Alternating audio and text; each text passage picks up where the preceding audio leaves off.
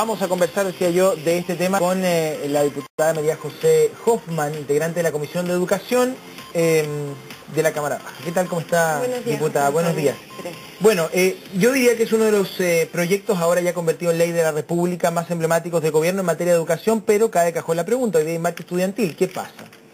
Lo primero, aclarar que este es un proyecto muy emblemático que lo que busca es corregir una discriminación muy profunda donde se distinguían entre alumnos de primera y segunda categoría, algunos que podían acceder a un fondo solidario con condiciones X y el CAE con condiciones distintas. Hay que recordar también que hay alumnos que hoy día tienen incluso otro tipo de créditos más fuertes aún, como son los créditos Corfo, donde el gobierno se ha comprometido a entregar una respuesta durante el mes de octubre. Ambos créditos, el crédito Corfo y el crédito CAE, que tiene mejores condiciones, desde mi punto de vista son los peores errores que ha tenido la concertación en educación. ¿Por qué? Porque generan discriminación, porque generan discriminaciones odiosas y creo que hoy día lo que está haciendo el presidente es corregir esas discriminaciones. Ahora, con respecto a su pregunta, yo la verdad es que creo que los movimientos en general tienen que ser capaces de reconocer cuando han tenido logros y en este caso, este movimiento estudiantil ha tenido logros importantes, no solamente poner la prioridad, ellos también reclamaron mucho con que salieran los bancos y efectivamente los bancos van a salir en un nuevo proyecto de ley. Por lo tanto, a uno obviamente le cuesta entender que sigan y que además que entiendan. Yo no tengo ningún problema con la libertad de expresión, tiene que haber, el que quiere manifestarse lo tiene que hacer. Lo que yo sí pido es que no empecemos con las rutinas que ya sabemos, que a las 12 son las marchas, a las 12:30 empiezan los delincuentes a meterse, después empiezan los saqueos, la violencia. Entonces, esa rutina es la que yo creo que es absolutamente inaceptable. Pero hay un descontento de todas maneras por parte de los estudiantes y por eso salen a la calle. Hay, por ejemplo, un tema con las becas para los centros de formación técnica. Se dice que, claro, hay una solución en un sentido, pero también se comienza a discriminar a lo mejor en otros, que son muchos jóvenes que tienen bajos recursos y que quieren ir a un centro de formación técnica que ahora van a tener menos respaldo por parte del Ministerio de Educación, por ejemplo. Eso es absolutamente falso.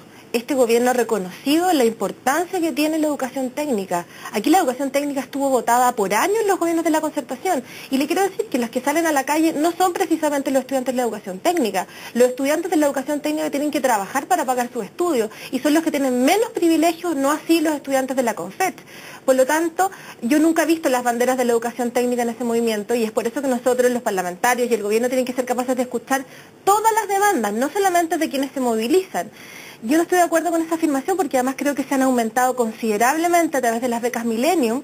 Los montos sí son menores y de hecho nosotros el fin de semana con la senadora von Baer pedimos precisamente que no se ponga todo el foco y no se capture todos los recursos de la educación superior en quienes son los mayores privilegiados, que son los estudiantes de las universidades estatales, sino que también se focalice en la educación técnica. Lo que ha ocurrido, que le sale la tercera, es que el ministro ha dicho, ok, las becas se van a entregar, pero también queremos que esos centros estén acreditados y eso me parece mínimo. Diputada, en el marco de la marcha del día de hoy, que tiene que ver con la discusión de la ley de presupuesto, ha habido incluso una articulación entre los estudiantes y los rectores de las universidades del Consejo de Rectores para poder aumentar los aportes basales directos a las universidades del CRUCH, y esa es la petición básica que hay en esta marcha. Efectivamente, en el marco de la discusión de la ley de presupuesto, ¿cómo se vienen las partidas de educación y si efectivamente va a haber o no mayores aportes a las universidades en esa línea? Yo no tengo el detalle del presupuesto, pues no ha sido presentado, pues, conozco algunas de las líneas, pero efectivamente aquí lo que ocurre, José Antonio, es que cada vez que estamos en crisis, o cada vez que ha habido, porque aquí no es primera vez que los estudiantes salen, recordemos que el 2006, el pingüinazo, cuando la ex presidenta Bachelet marcó lo más bajo, creo, histórico dentro de su gobierno después de estas protestas, donde los estudiantes no fueron escuchados. Aquí hay un sentimiento, hay un sistema que profundiza las desigualdades, en eso estamos todos de acuerdo, pero lo que no puede ocurrir es lo que ha ocurrido siempre, y la mala solución que se les ha dado siempre, la mala solución que siempre hizo la concertación, que cada vez que un grupo salía a la calle, se le daba más recursos al grupo de interés, en este caso a los estudiantes de la CONFET, a los estudiantes, perdón, de las universidades del CRUCH. A mí me parece bien, son universidades, a mí me cuesta entender un poco la lógica que tiene. Hoy día el Consejo de Rectores son 25 universidades, 16 de ellas solamente creadas por ley, y que es lo único que tienen de estatales, donde lo que hay que hacer es una revisión profunda. Yo no creo que solamente haya que entregarles más recursos. El año pasado en el presupuesto creamos un fondo para las universidades de las regiones y también creamos el fondo de revitalización para las universidades estatales. Por lo tanto, aquí no se trata solamente de recursos.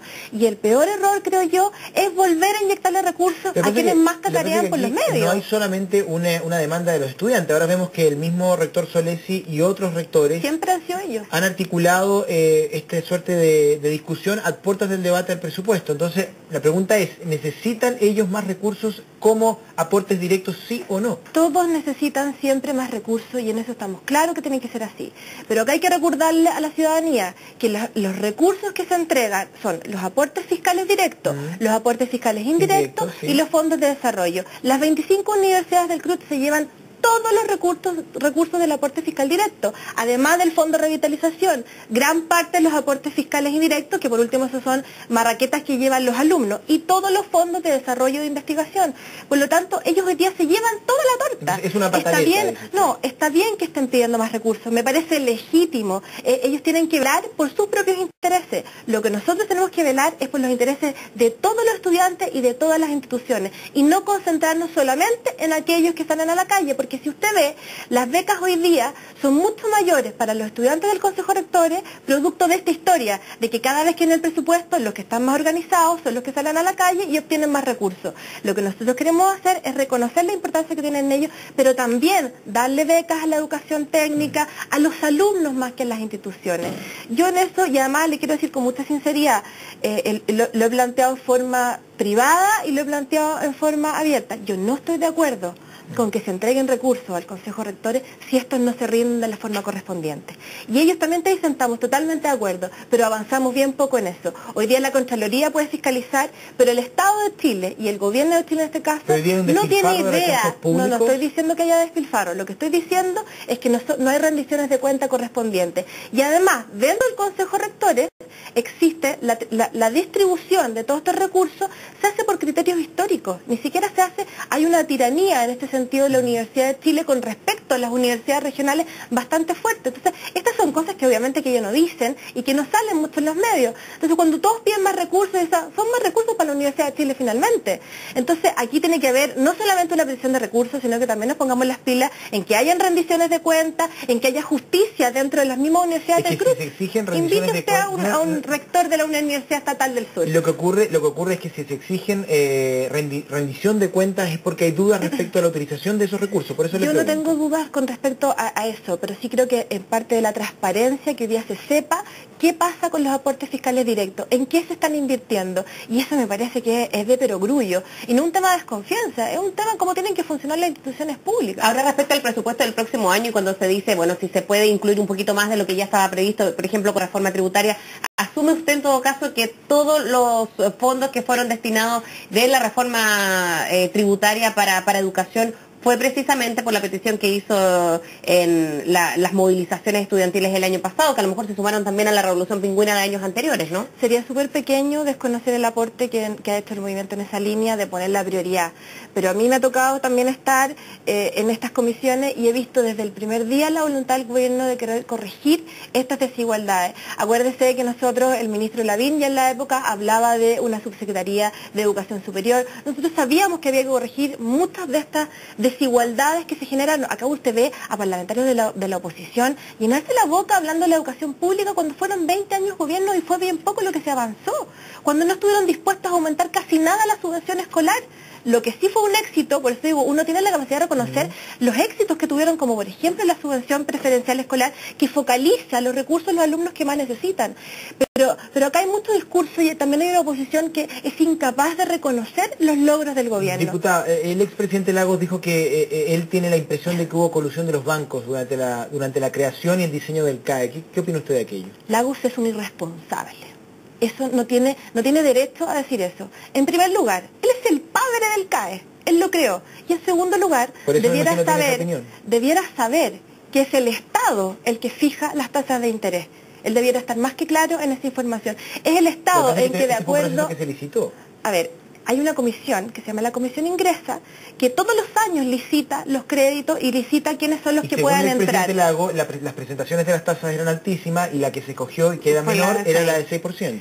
El Estado es el que fija el límite que puede tener esa tasa. El Banco Central te entrega un piso, un 4% anual, y el Estado dice, usted no puede, a todas las instituciones que compiten, usted no puede pasar de un 2% de excedente por administración.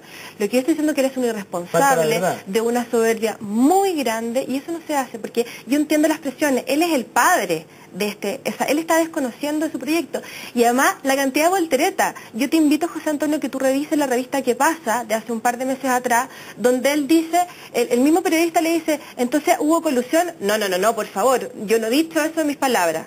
Está textual, no saque eso usted de mi boca. Entonces, ¿a qué adjudica ahora ¿a qué adjudica eso que ayer haya salido al paso de esta, a propósito de que se haya promulgado la ley? Yo creo que es un poco nuevamente en este afán de ensuciar un día tan importante como era la promulgación, de terminar con estas tasas. Yo creo que ese es un poco el espíritu. Y además la irresponsabilidad de darse volteretas cada 5 minutos que no se condicen con la estatura de un expresidente de Chile. O sea, yo la verdad es que no entiendo, porque además él debiera tener más que claro que la tasa la fija el Estado y la responsabilidad del Estado. Yo entiendo la vergüenza que él debe sentir con este crédito, como la vergüenza que debe sentir Frey con el crédito Corfo hoy día, y que no hemos sido capaces todavía de corregir, porque este gobierno también se va a hacer cargo de corregir un crédito tan usurero como fue el crédito Corfo. Diputada, me gustaría ir al detalle de la ley, ya no hay que llamarlo proyecto, que no lo tiene en la cabeza, pero ya es ley de la República.